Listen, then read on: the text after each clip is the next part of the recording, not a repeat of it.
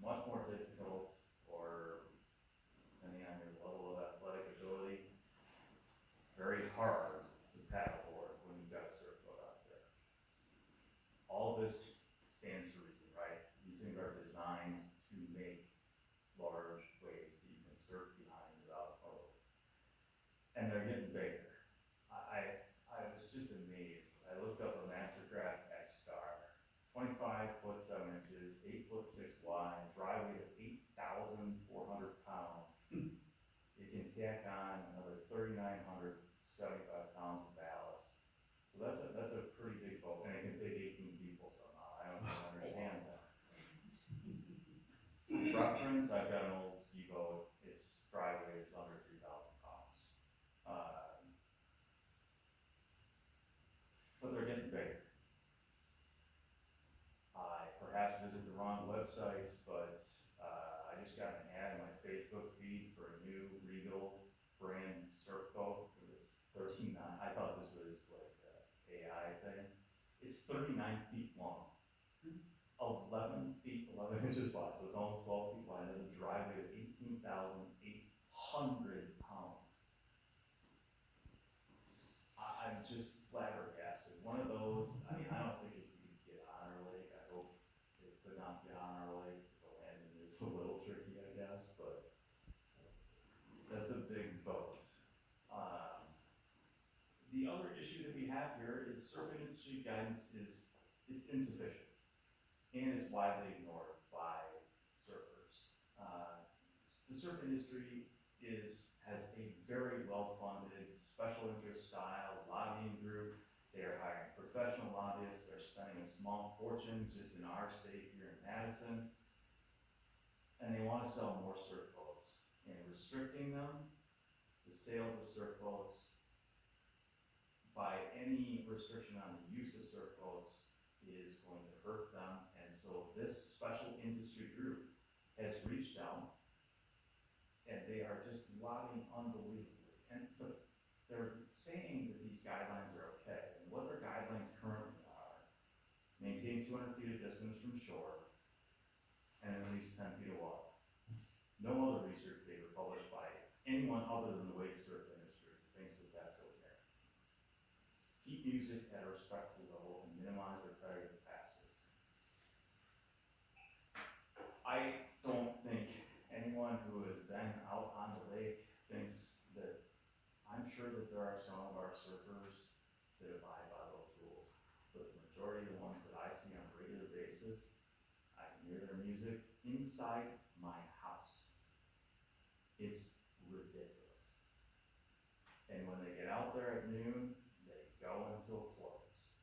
They engage in repetitive passes. It's just over and over and over again. So they're not listening to their own guidance. We have a new wild card in town. The quagga mussel issue. It's on Lake Geneva. It travels in ballast. It travels on trailers. It can travel in live wells. Live wells can be cleaned. Trailers can be cleaned. Exterior boats can be cleaned. Ballast tanks can't be cleaned by any way we currently have here in Wisconsin. We need a way to stop invasive species, and especially the quagga mussel, before it gets to our lake. There's no known way of getting rid of the quagga mussel. There's no known way of getting rid of stone woods, right? Which is also in Lake Geneva. If you've done your Googling, you know that there are options out there. There's a total immersion tank. You back your boat into this tank. It's got 120-degree water in it. You have to fill your ballast tanks with that water, and that is supposed to clean out your ballast tanks. Those systems are relatively expensive. If anyone is willing to write a check for those, for one of those, I'm quite sure I would be supportive of that. I keep hearing ideas about a facility that allows hot water to be, that has enough hot water to fill ballast tanks and can perhaps be recycled. This seems like a really good idea right up until I think of putting another 2,500 pounds of water on a boat that's on a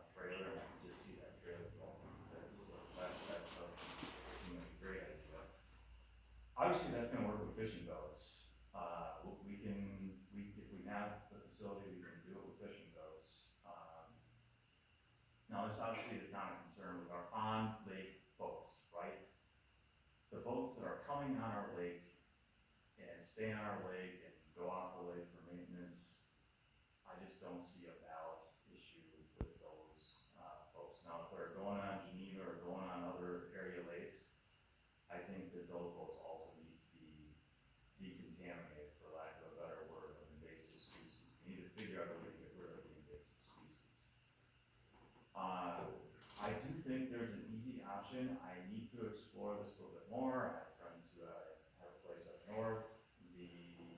I forgot which Indian tribe owns most of the property around the lake. They require the ballast tank, the electronic controls for the ballast tanks to be disabled. So they have to pull the fuse before you can go on the lake.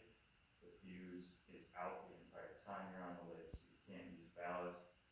A lot of the boats are heavy enough that I'm led to believe, mainly by my friend who does it all the time, that they can surf behind their boat no problem. They have a relatively small sailboat. But Lisa, we call Brian, ask him if they require the valves to be the fuses out of them, and what the name of the tribe is up there. I don't know what the name of the tribe is. I can find out though. You need the weight. Sorry.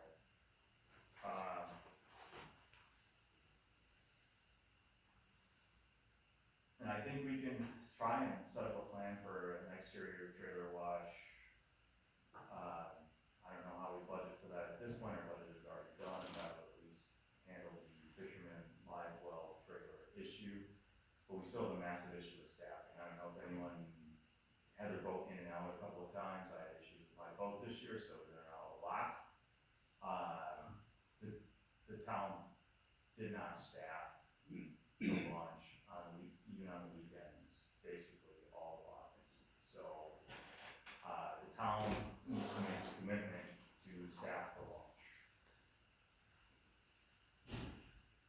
So, I mean, with all of that in mind, I still would like to see some sort of resolution or recommendation from this board going to the town of East Troy to be an interim resolution, at 20 feet, 500 feet from shore. The management district would be responsible to mark the playpen, the designated surfing area.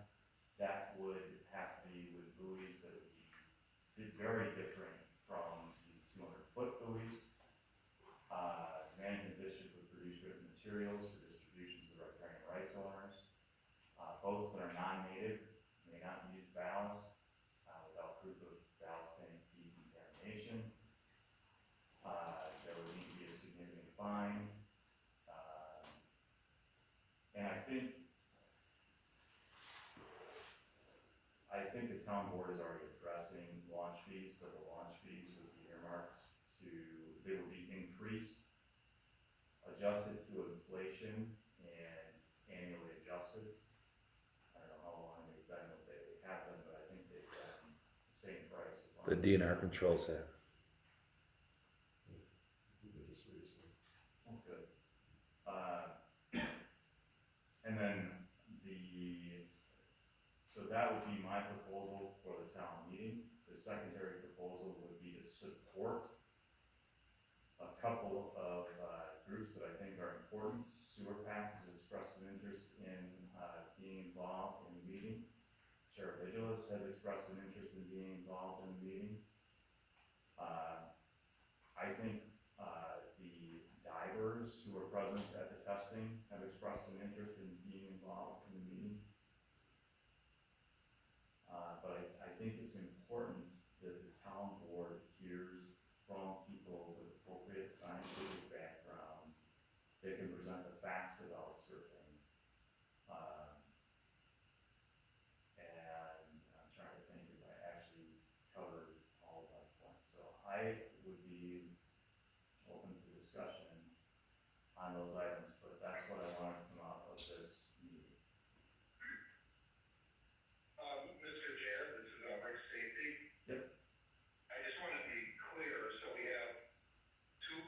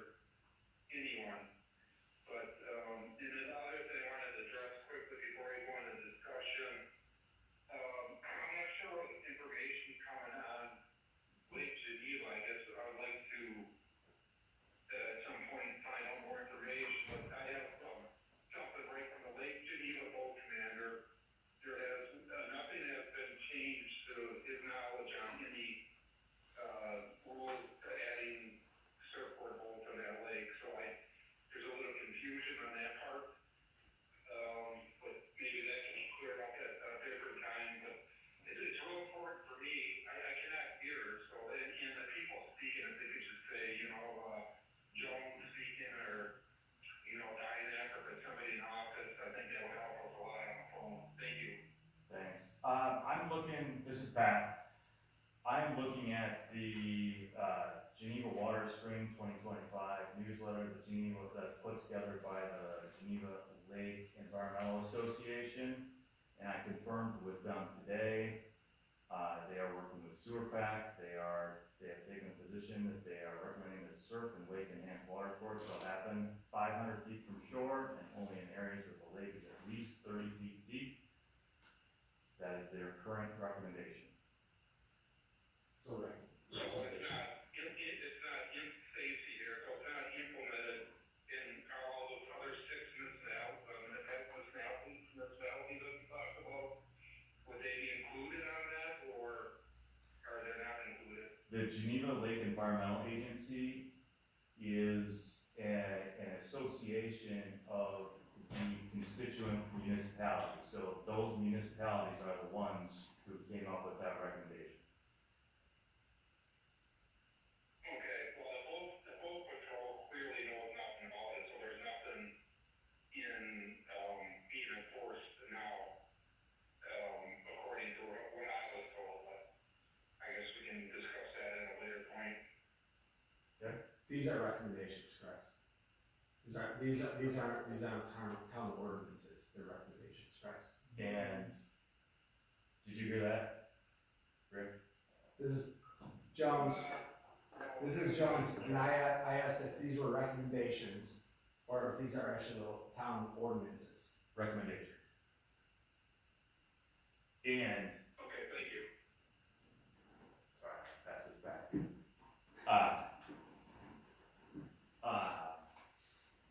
You know, we can't pass an ordinance either. This is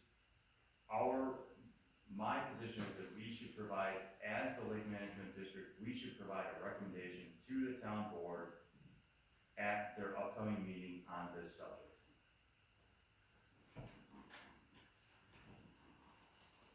Okay, if you don't mind, I'm gonna read my statement. I guess there's two of us on the phone, one not present, and our attorney's gonna leave here shortly if he hasn't.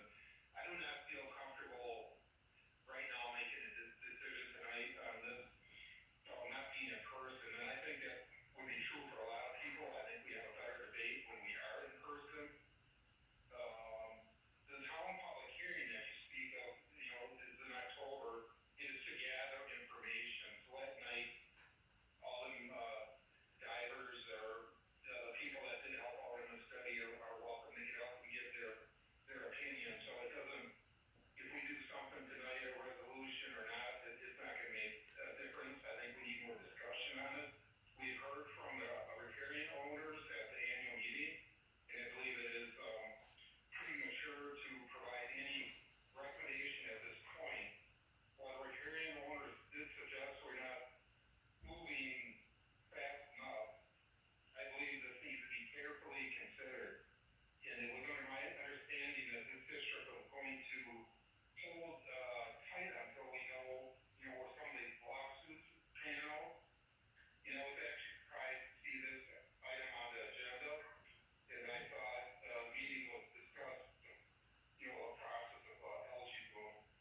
So I'm not in favor of voting on any of this recommendation at this time, for me tonight. I think this is so important. We need to have our attorney there.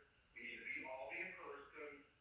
I have all cleared my schedule to do meetings. This one was, popped up because of, the Blue Green algae. I understand that, but I think the rest of it, we need to have discussion, face to face and not on the phone. So, thank you.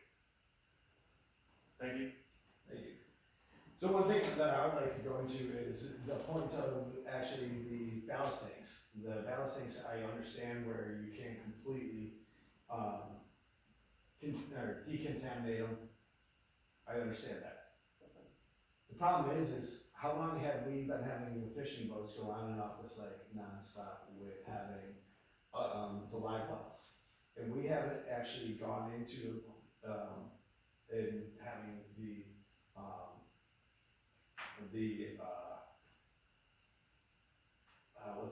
clean waters, actually enacted with the entire clean waters, campaign into our area. They've done it over on Powers Lake, they've done a very good job on Powers Lake, and I don't understand why we haven't been able to do that here. And where you're actually decontaminating, making sure that everything's not going on, and that everything's cleaned out from your boat, everything's scrubbed down. That's not even happening here. You know there's people that, the difference is wake boats go to one boat or one area, and they relatively stay in that area no matter what. Yes, they can bring it from one place to another, but fishing boats go on, one day they can be on 4 different lakes. They hop around nonstop. So I mean, it seems to me that you have to put everybody on the same playing field. And if you're gonna do it one way, if it has to be decontaminated, it needs to be, then there needs to be a stick for the fishing boats too, that come in and off the lake. If you're gonna do it on a lake boat, you have to do it for a fishing boat.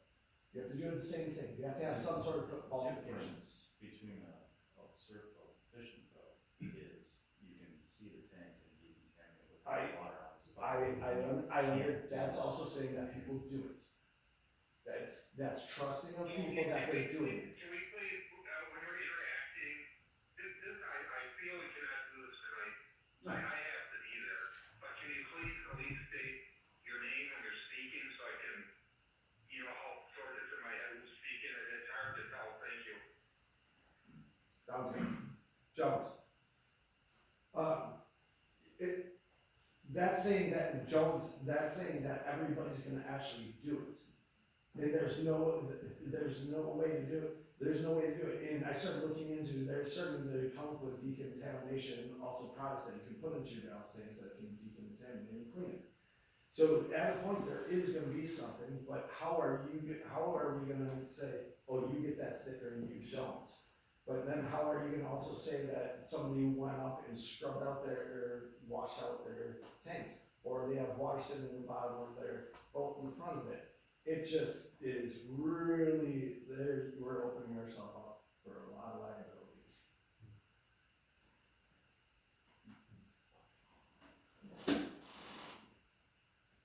So all of these things this is bargaining, have to apply to all boats going forward, okay? It's not, I absolutely do not debate, that's why I'm talking about the differences between what can be done with a surf boat, and there are there are ways to decontaminate surf boats, indisputably. I'm not sure that we have one, here in Wisconsin, we don't have any here in Wisconsin. I do think it can be done. I think it is easier with fishing boats and live boats. It requires personnel and money, because live boats you can open up and look at. You can't do that with a ballast tank. I just view that as an easier problem. I don't think that it's an insurmountable problem with surf boats. I'm very concerned about, you're telling me we're gonna put chemicals that are capable of killing invasive species into your ballast tanks, because you're just gonna dump those into the lake when you go to empty your ballast. That is not the solution. So I'm not saying at all that that's a solution. Jones, not saying at all that that's a solution. I'm just saying that there's other ways, like, you're gonna go down one angle and then you're gonna look at the other angle and it's not gonna make sense. There's no way to possibly do it. So you're gonna make sure that every boat that comes on our lake is completely, you have to give responsibility to people too. Making sure that they are decontaminating. There isn't, I understand what you're saying, that there's not a way, but is there 100% a way to decontaminate every fishing boat when they go from lake to lake? 100%. You've never gotten, go from one lake to another and then you pull in and all of a sudden you're backing your boat in and more water comes out the back of it? It happens all the time. There's not 100% no matter what.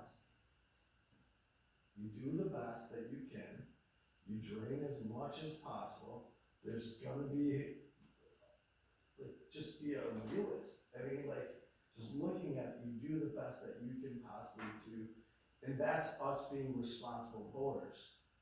It's the people that aren't being responsible voters, and there's people in all sorts of, there's people on the wake surf side, there's people on the fishing side that aren't responsible, so you have to, I totally get what you're saying, but it's hard to point a finger when there's 100 boats coming in and out for, fishing boats, and there's 10 for wake surf boats, so it's really hard to say, yeah, this little bit is happening.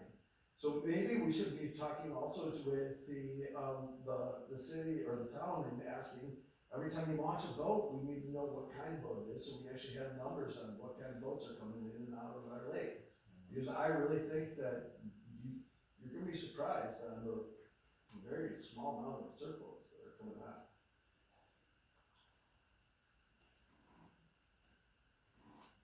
This is Bergen. This seems like a recipe to just allow invasive species in and to not do anything and to further it away. And that's all this seems. You want to continue to let everything go, and I don't think that that's an acceptable solution anymore for the health of this lake. And I think we need to take steps now to do our best to protect the water quality and the environment that we have, and if we don't, we're going to regret it, and we're gonna regret it soon. Oh, sorry. Steve here, I would agree with Joan, it would be interesting to know some of the numbers. And if we are in a crisis situation that we need to have another meeting, I know I'm available next Saturday, I wanna be in person. I cannot imagine making a decision like this with people on the phone and not all there.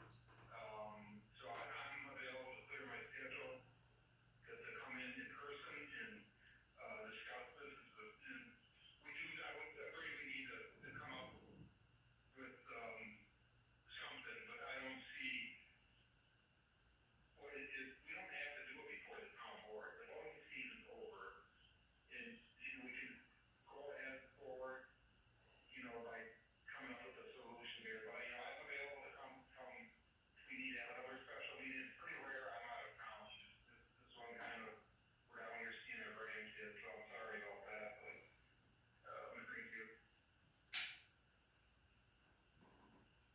This is Dominic. I agree with what Pat is saying.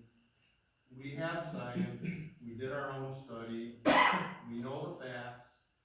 Science has spoken to Lake Beulah specifically. The other lakes, we can look at their data and we do see commonality with the findings.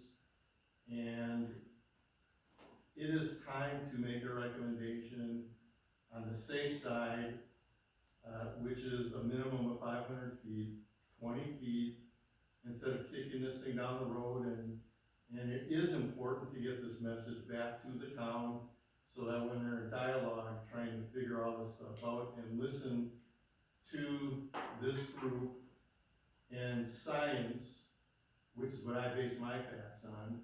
And science to me has made a clear statement about Lake Beulah. We have seen the divers underwater, what happens, and for us to just think we should just put this thing off and spend more time, I don't know what we are going to gain. We have seen the facts, and we do need to respond on the safe side. That is our duty as a member of this board. Steve here, so Dinah, what would you, say to Joan's, thoughts on fishing boats? And, how many of them come in and out, and how we handle, there's so many other factors, and I would agree that we need to do something, whether it's, 300, 400, 500 feet. I just feel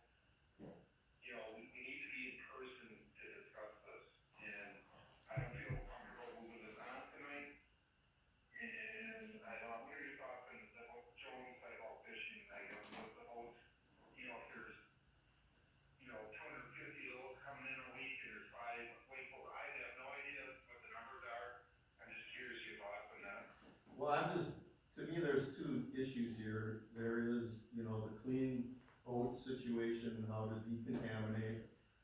That's one issue.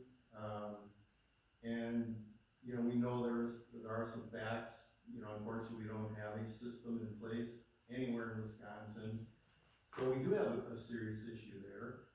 That is a separate issue, in my opinion, to protecting the lake itself, the bottom of the lake, the shoreline, and that is completely different, and that can and should move forward with the recommendation of what all lakes are minimally doing, which is 500 feet and 20 feet at a minimum.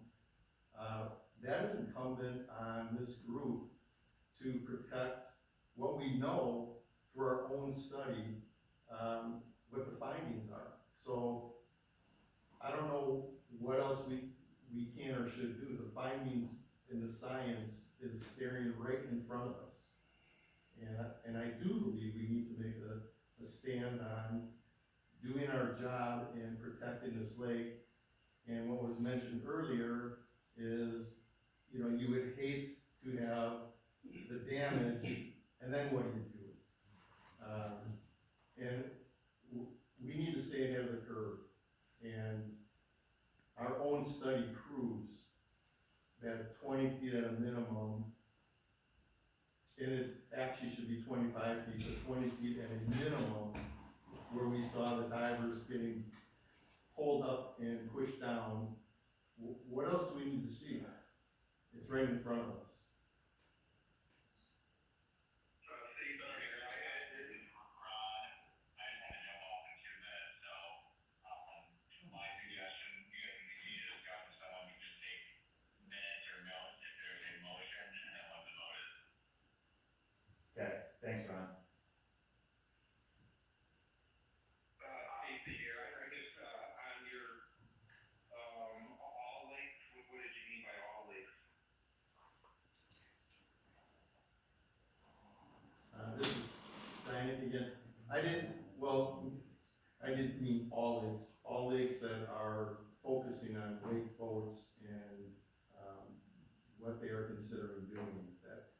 That's what I meant. I mean, the studies that we see out there and some of the local lakes trying to figure this out themselves, there seems to be common threads here through science, which is what our own science was, which is 20 feet, and you need to be away from the shoreline. I think that is established by all the studies, as well as everyone that is looking at this on a lake-to-lake basis.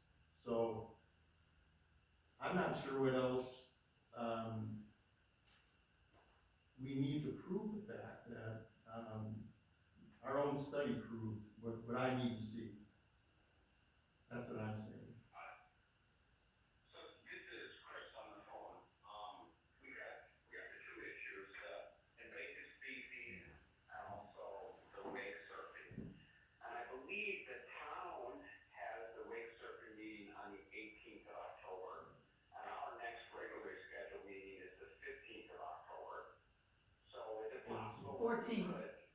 To do it to a decision for a recommendation to the town on the 15th of October to provide to the town for their 18th meeting. Does that scheduling work? I think that's a bit tough. It's the 14th. 14th, sorry, the meeting is the 14th, as currently scheduled. With the town or the management district meeting is the 14th? Management district.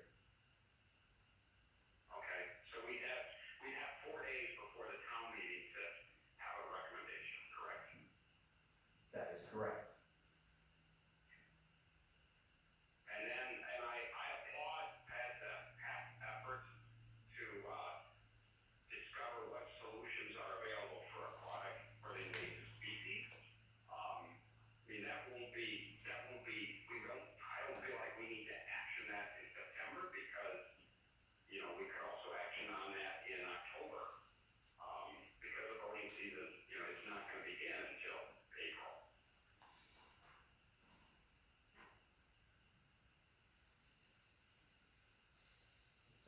suspiciously like a motion, Commissioner Kulichek.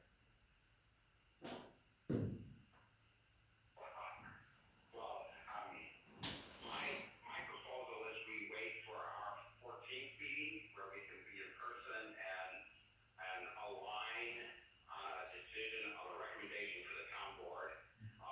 And then perhaps we can identify a really solid solution for invasive species for the October meeting. If not, we can't by October, there's more questions out there, then, maybe we can identify a solution in November. Make a motion. Was that a motion?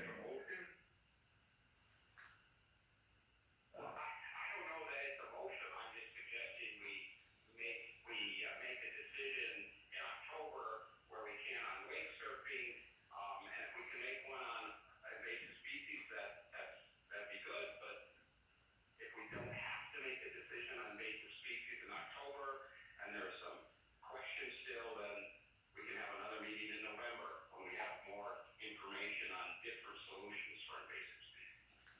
All right, I'm going to characterize Chris's comments as a motion that we are tabling this item until the October 14th regularly scheduled board meeting, where we will hopefully all be in person. And I will ask if there is a second on that motion. Second.